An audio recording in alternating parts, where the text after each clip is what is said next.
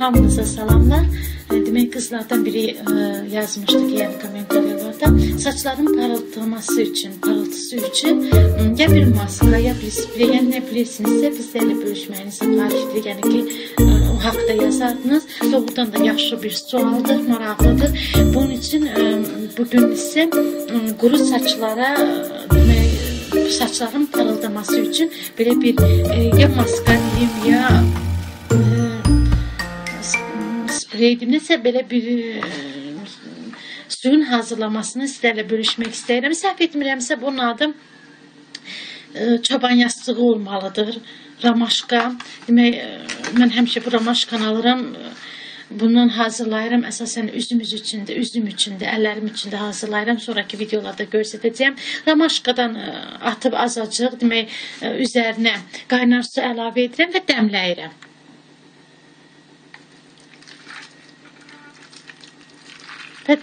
Haradasa üzərinə mən 1 litr su əlavə edirəm. Bax, elə. Beləcə artıq bax, ramaşka, yəni yəqin ki, çoban yastığı suyu hazırdır. Əlimi vururam, yəni tam saçımızı yuduğumuz temperaturada olsun da, yəni çox isti olmasın. Sonra limon götürürəm, limonun 1/3 hissəsini. Bax, belənci indi buradaca, bax, belənci kəsəcəyim. Bu qədər, bax, belənci limon kəsdikdən sonra əlimlə bunu sıxıb çalışıram ki, soku çıxsın. Yəni suyun bunun içərisinə əlavə edirəm.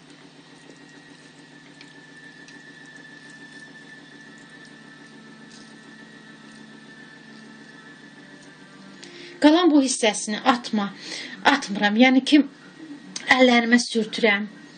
Yəni ki, heyifdir, əllərimə sürtürəm. Bir maska kimi həm təmizləyir, dərini daha da qəşəng edir.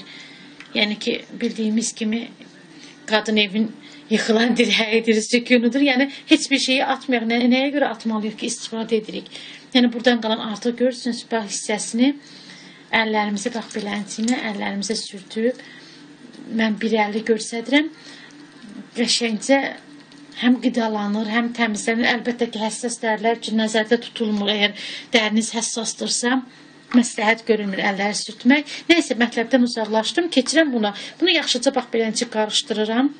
Yine tekrar edirəm, saçlarımı yudum, yuyub qurtardıqdan sonra bunu saçıma dökürəm, demək, yaxalayıram saçımı, artıq saçım təmizdir, yəni balzam da heç bir şey vurmuram, yəni şampunla yudum, qurtardı.